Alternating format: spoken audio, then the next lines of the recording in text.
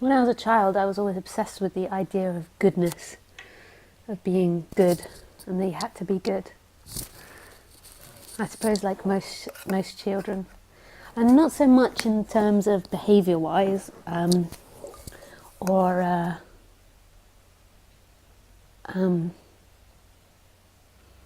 doing my work or anything like that. At school, I didn't behave the way I should, more than likely, most of the time. But I was obsessed with the treatment of others and the treatment of animals. I had this strong sense that it was really important to be kind and treat everybody with respect and love, and not to act out of meanness.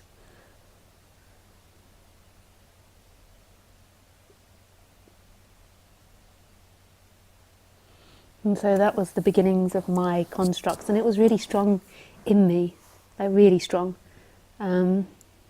This idea of goodness and peace and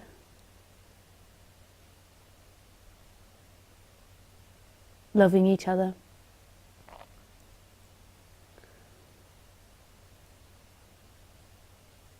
And I think I got it wrong and right.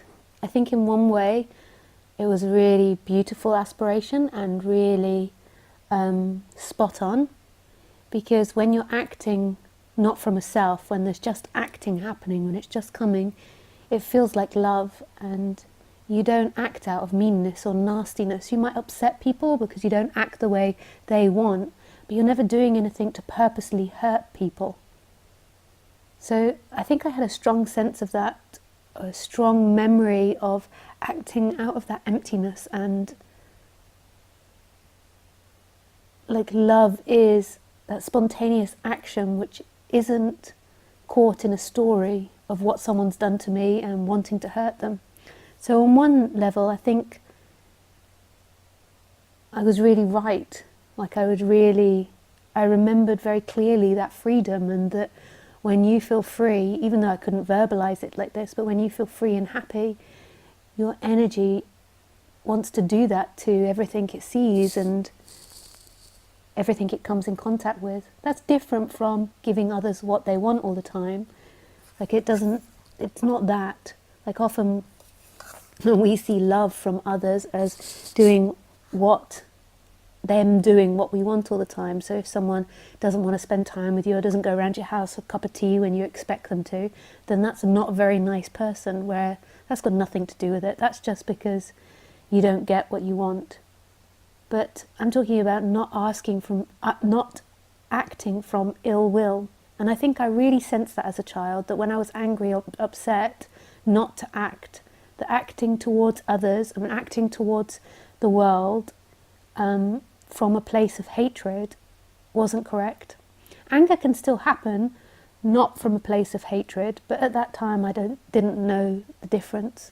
So I had that sense, and I also think it was because that's the way I was conditioned.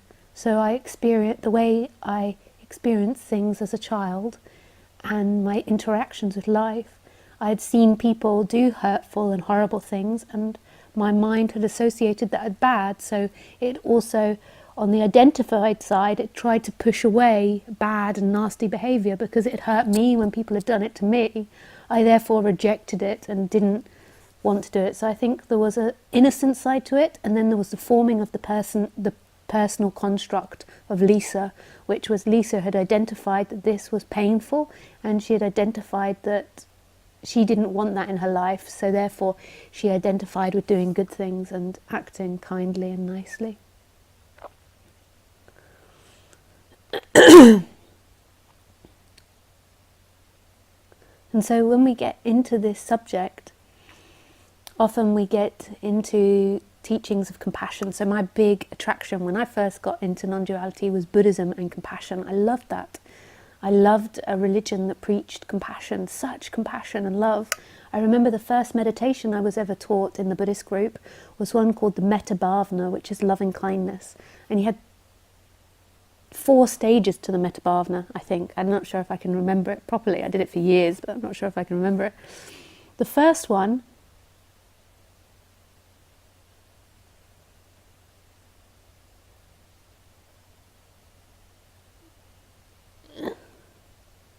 The first one is that you imagine someone you really, really love. Or was it the other way around? No, the first stage, I think, is you imagine someone you really, really hate. So somebody that's really hurt you. So someone that's treated you unkindly, or just someone that you have a massive grudge against. So you imagine that. And as you imagined them, oh no, it wasn't, it was love. So the first one was love, so someone you really, really loved. So you imagine someone you really loved, and someone that you'd give all your heart to. And as you breathed in, you wished them well. And you had a sentence, I'm not sure I can remember, I wish you well, I wish you kindness, I wish you love, I wish you peace. And then the second one was someone you were indifferent to, someone that you didn't have any feelings to. So maybe the shopkeeper that you bought your milk from, or someone you passed on the street every day. So someone you felt indifferent, no feeling. And again, you'd spend 5 minutes or 10 minutes, however long you meditated for, wishing them well, kindness, love, happiness, this kind of thing. And then the third one was someone you really hated or you had a grudge against, and you would wish them love, wish them kindness, and wish them everything positive. And then the fourth stage was that you brought them all together and you wished them all the same thing. And so when I first heard of this, I thought it was so beautiful and so wonderful, because I knew deep inside of me that this was really important. Beyond my conditioned personality that had been trying to reject badness, on a deeper level, I knew that when you weren't acting from a place of self, you never acted out of nastiness. You would do things what you did would upset people because they wouldn't get what they wanted, and obviously we always move towards pleasure, so it's not always going to go with everyone around you, and it's not always going to be peaceful, but you never acted out of ill will. And I could taste that. I remembered that even in the Buddhist meditations. I knew that liberation or freedom had that quality to it. It didn't mean you didn't get angry, it didn't mean you weren't selfish, it didn't mean you didn't act badly, but you didn't act out of ill will. Ill will came from an identified person that was upset because they didn't want to get what they wanted, and therefore they wanted to hurt the other, or they wanted to get power over the other in order to feel better about themselves. That is a person, that is a separate person acting.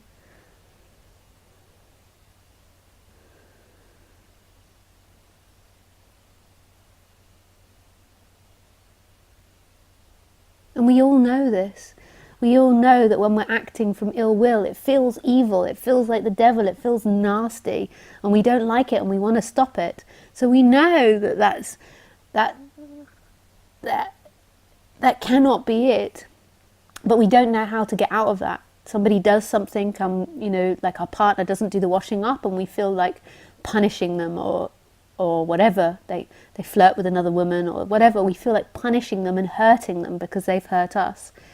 And so when these feelings come up, like just exploring what's going on can be so profound, like finding the source of where these feelings and thoughts come from, because right at the bottom of them, the source where everything comes from is total freedom and love. And even though it's producing these ill will feelings, it's kind of going through a filter of a separate person that is looking out of the world, that is in relationship with the world, and wants to control the world. But underneath that, there is a love that's so profound. So you can just follow back where these feelings come from and see that at the source of it, it comes from nowhere, and who you truly are doesn't want anything, doesn't crave anything, doesn't reject anything, doesn't hate anything. It just is love and total acceptance of everything. And that your layers upon that, oh, I'm sorry guys, I'm really loud, aren't I? Your layers upon that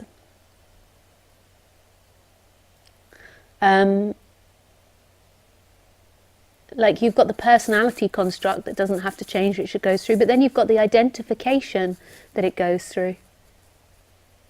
And the identification is a form of hatred, it's a form of rejection of what's happening. Hello, there we go. That's a bit better. Ah! Sorry guys if I blew your ears there, but just trying to make it a nice sound for everybody. I was messing around trying to use my new speaker without practicing. Let me just turn it up a little bit more. A little bit more. There we go.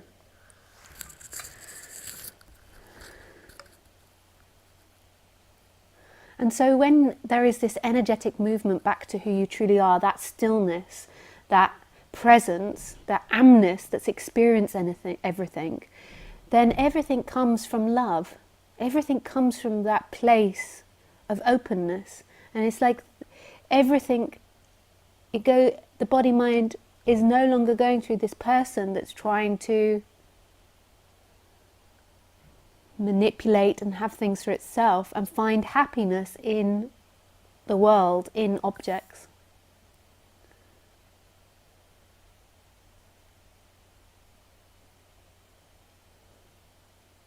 And you can feel it, even if you're trying to convince someone about non-duality, you can feel when it comes from that contracted, tight energy that you need someone to be a different way. Oh, what's that? Oh, thanks, Mum. Oh, coconut ice creams. Very nice. On a stick. All right, thanks. She's so cute, my mum. She's like, yeah, I find her so sweet. She's got such an innocence about her. She bought me ice creams on a stick. They're from the health food store. They're like healthy ones, like just coconut. Sweet. Coconut and coconut milk.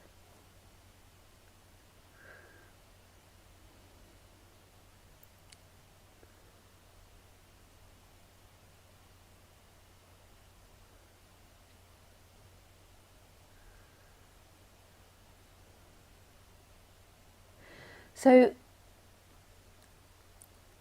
there is a movement back. Freedom is a movement back to what's actually happening, to this, to everything. This is everything experiencing itself. And the freedom is a movement back to that. And then everything spontaneously comes from it. And so there's an absolute groundedness in that love which you are. And then the person moves in that, but the person is no longer the experiencer that's a separate object in relationship with a separate world. And so you can sense that when I'm speaking sometimes of this intimate, radical aliveness that's not rejecting the sensations of the body, not rejecting, it's not a removed observer, it's everything observing itself. Like everything, the feelings, the touch. Like it's so intimate. So, you touch a computer now and that is known instantly. It's not something separate, observing, knowing it. It's known instantly.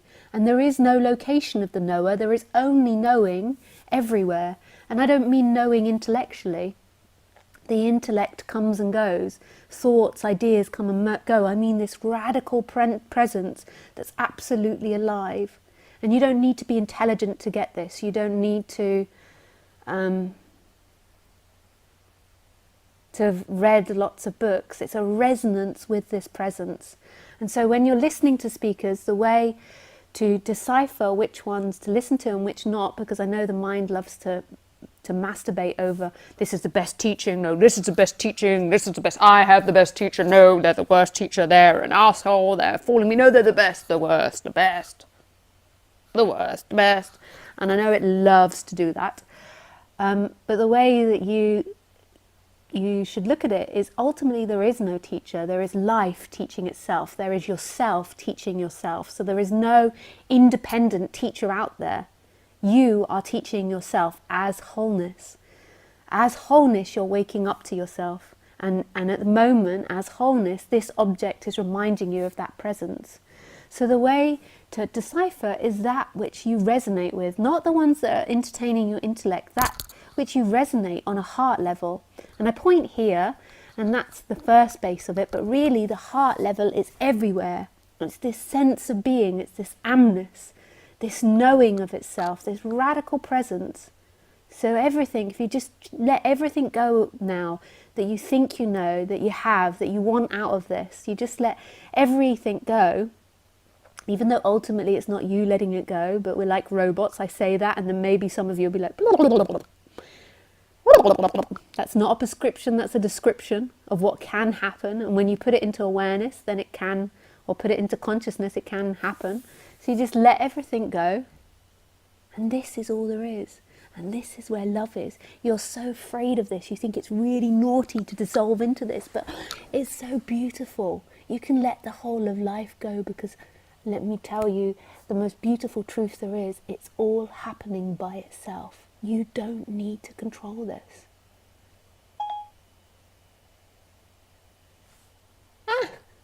Siri says, what can I help you with? It's so beautiful. Me tell you. Okay.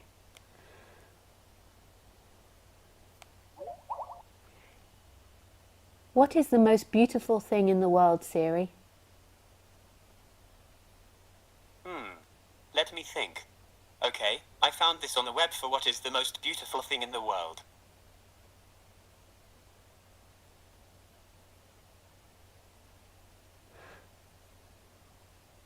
Okay, let's see what they suggest.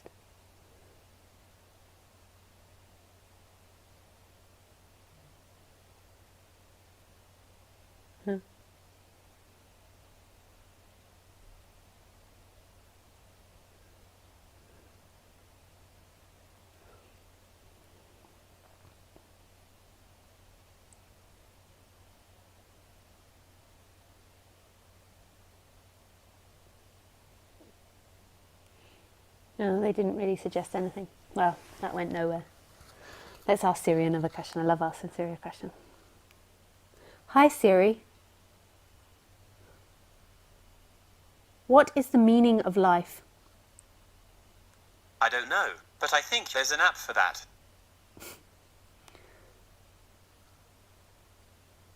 Hi, Siri. Where can I find God? Interesting question, Laurie.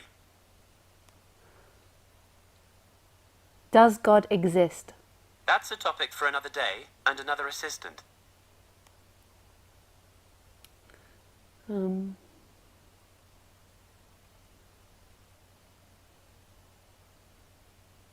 What is the meaning of love?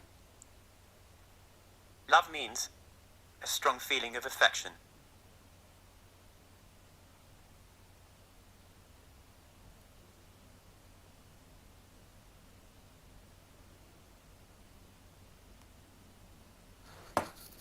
No, it wasn't very exciting today. Sometimes he gives some great cracking answers. He said a beautiful one about love the other day, but I've forgotten it. Let's talk about love, baby. Let's talk about you and me.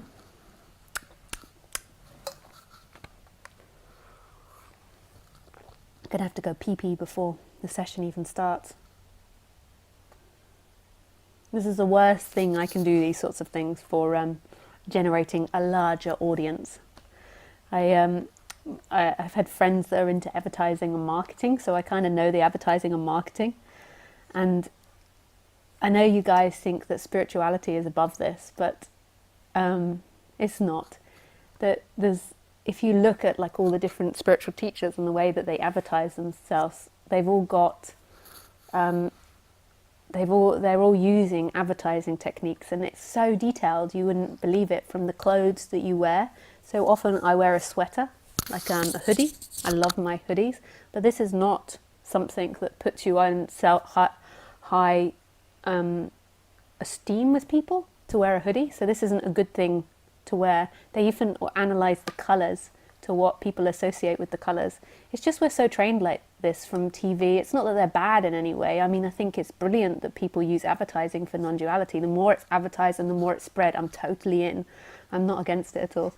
But a lot of people are so unconscious that that they're being persuaded by images. So this is another thing, like drinking tea is not a good thing for advertising. I don't really understand that one, but I've been told it just from research, because it makes me look sloppy and relaxed and not interested enough in the subject. But you don't even know that your brain's registering this, but you've been trained in our society for so many years. I mean, some of you might be quite young, but if you're 50, you've had like 49 years of training, of TV advertising, school education, of what you associate with being good and something to listen to. It's really like if I put Siri keeps getting activated. If I just put flowers and a picture next to me, this would make such a difference in people's minds.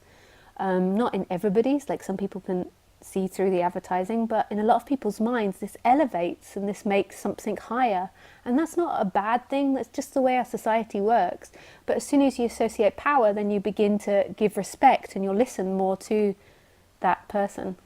But I can't be any different to what I am. So I've had people try to convince me to not drink tea and to sit properly and to not sit with my legs like this.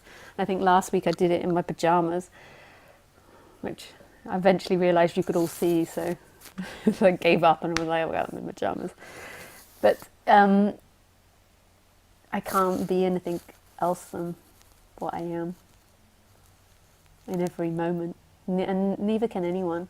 And this is something what's so beautiful originally about the way that non-duality was spread in India, and it's such a shame that it was lost in the West, was that in India they did it by donation. And this is my thing that I would love to happen in the West, is that I would stop charging and people would, I don't charge for these sessions, but I charge for my retreats. But people would do it by donation, and they could be trusted to donate enough to cover the cost for everything. Because it's a shame to bring in the money factor to it in a way. Although I'm not against people using these techniques in advertising non-duality, because the more of the spread of non-duality I am totally for. I love the subject. I'm totally in love with the subject. It's been my biggest love affair.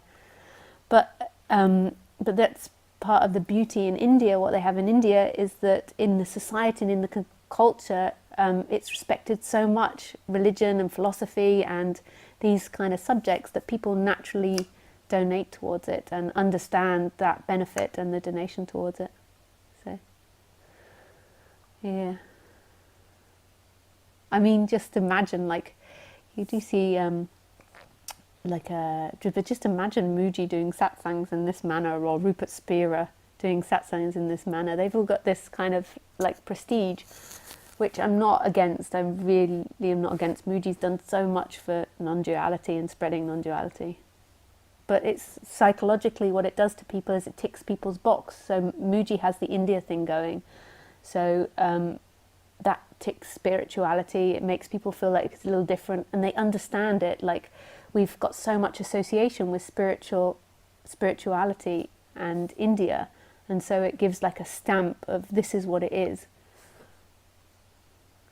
So, it's kind of cool though, learning all these things, like from the colour of people's clothes to the way they wear their hair.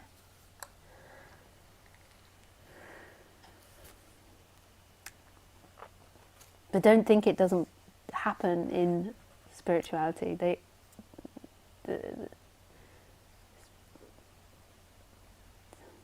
has to. It has to. If non-duality wants to exist in the West, it has to be used. It's not against it. I mean, I'd much rather change society than think about teachers not using advertising and the way our society is structured. But I have to go to pee-pee now. So anyway, this is what I started off saying, that I know that I really shouldn't inform you guys that I go to the toilet, because obviously with somebody that you're putting higher than yourself, not saying that all of you are, but more than likely your mind is doing that kind of thing, because I'm the one sitting doing the talking. So your mind doesn't like to imagine that I do normally bodily functions and that I actually go to the toilet. Which I do. I put stuff in and it comes out.